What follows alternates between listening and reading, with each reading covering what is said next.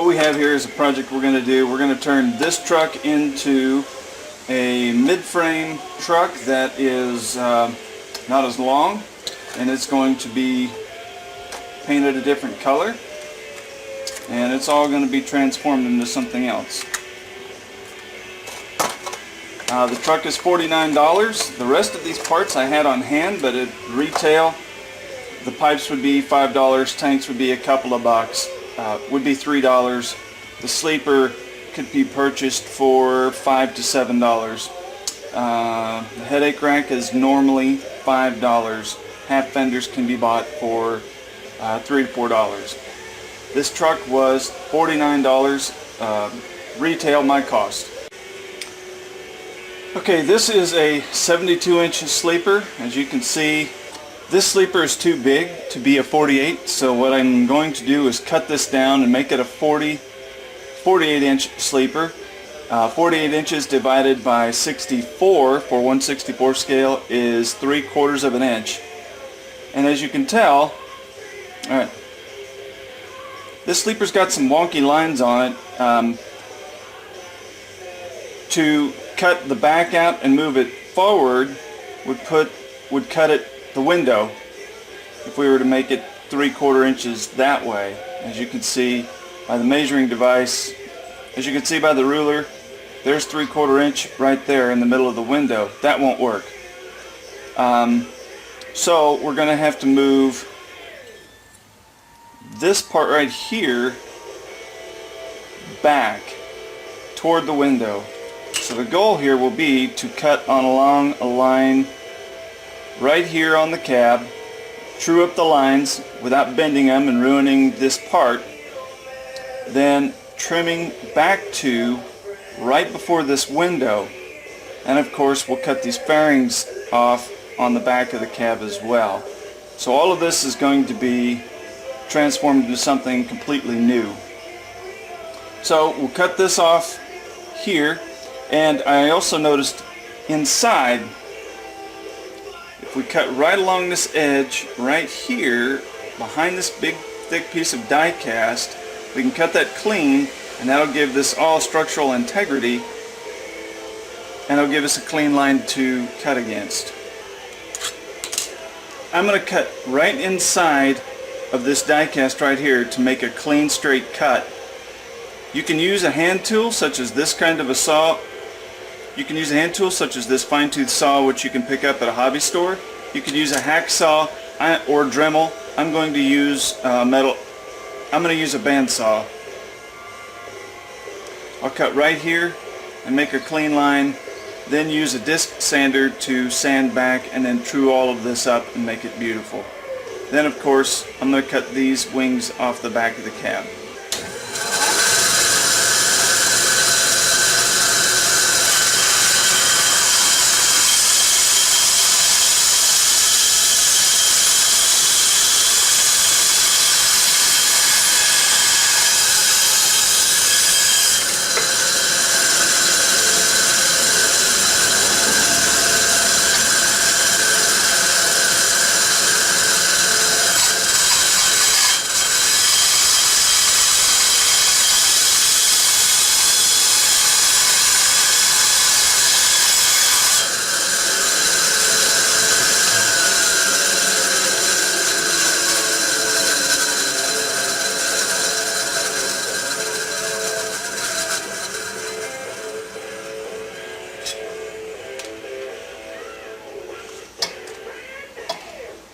I've drawn a basic line right here to give me a guide to go by.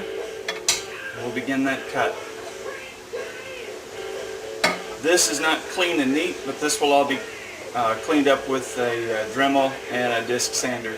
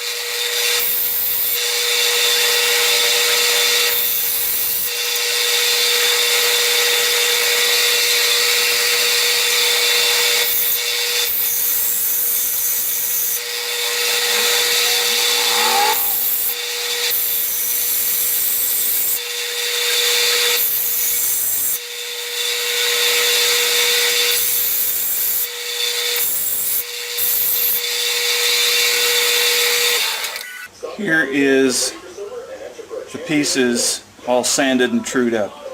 Notice the lines here are all clean and neat across the top and even all the way through. Then we have this part here, again, nice clean lines all the way through. This won't end up being a true 48, it's going to be more like a 52.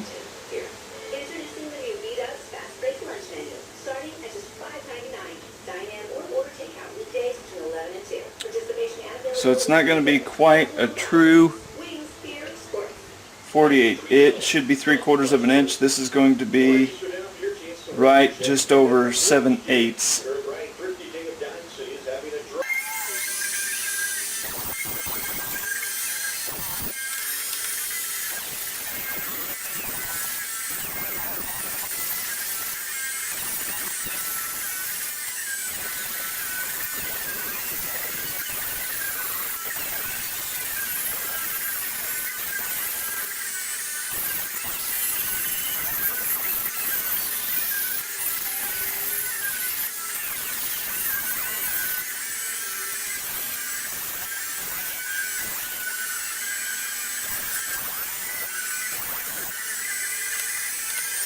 Skills to make it happen.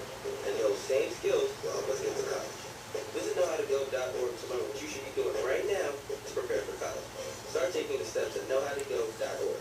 I've got what it takes. So do you. Brought to you by the American Council on Education, Lumina Foundation, and the Ad Council.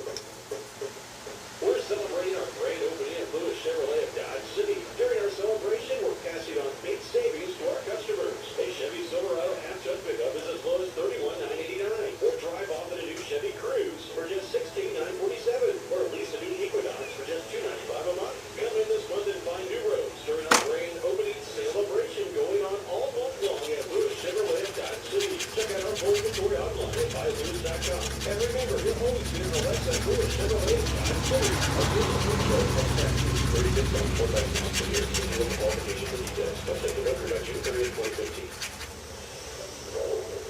When severe weather interrupts your day, this Rockingham radio station will be there to keep you informed and aware. With our staff, you'll have up-to-the-minute information on current conditions, watches, warnings, and what direction storms are moving that could impact your daily routine. Severe weather coverage on this Rockingham radio station is brought to you by Water's True Value and Water's Earth Care Garden Store in Dodge City, Shelter Insurance, and Kinsey Automotive, Dodge City, the only wrench you'll ever need. Help us with creating a playlist. Turn us on instead. Oh, wow, that came out wrong. 93.9, The Buzzer.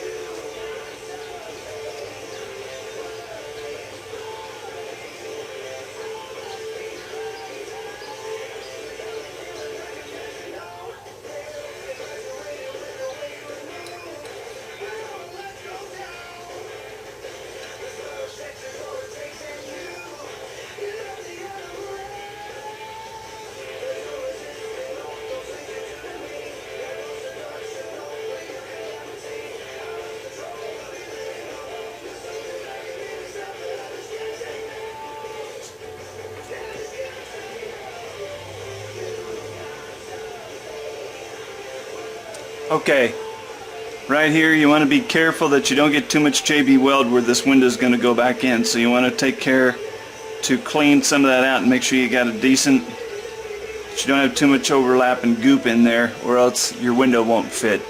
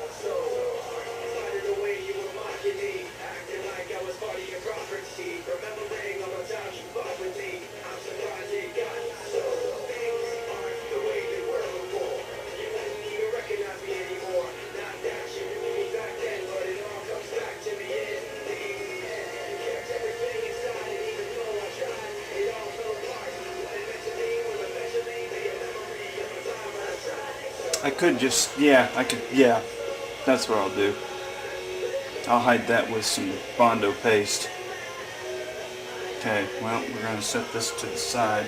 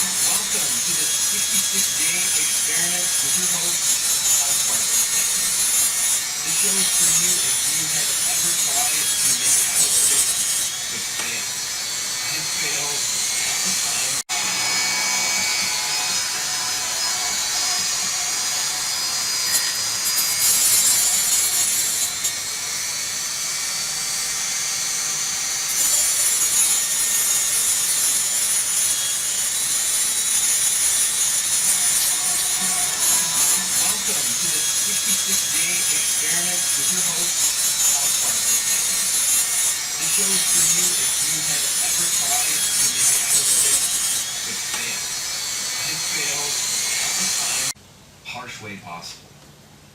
Did you really take it to heart? Did it make you want to change? Did it make you feel good about yourself? There's this rule that comes out time and time again with Dale's book, and it is this. I'll use his own words. I am hearty in my approbation and lavish in my praise, which essentially means that he never criticizes, condemns, or complains. And he says that most fools do. And it takes character, self-control to be understanding and forgiving. I don't know about you, but I always want to be right. I just do. I always want to be right. I fought with my father as a child, probably every day, about something that I wanted to be right about. And that has made me into a nasty person. It's made me become someone who is unagreeable and unlikable, really. To win an argument is folly, to use the words of Carnegie. He said later in the book, why prove to a man he is wrong? Is that going to make him like you? Why not let him save face? Avoid correcting a man or arguing with him like you would avoid those, those people in malls that want your signature. Avoid it, because even if you win the argument, you lose the influence or the friendship of the other person. And here's a great life lesson that I really need to place on my life. And it's that whenever you're approached by someone who may argue with you, and you may want to prove your point, get them to say yes first. Get them to agree on common ground with you first. And you can invite their opinion by saying something like, I may be wrong, and I frequently am, so let's examine the facts. Because you can't argue with facts, right? You can't argue with numbers. There shouldn't be opinions with those things. And if you examine those things, you may be able to win them to your side. But to prove someone wrong, to shove them into the ground and say, you are wrong about this, will never gain you any friends. It's like kicking over a beehive and expecting to get tons of honey, when rather, you're probably going to get stung.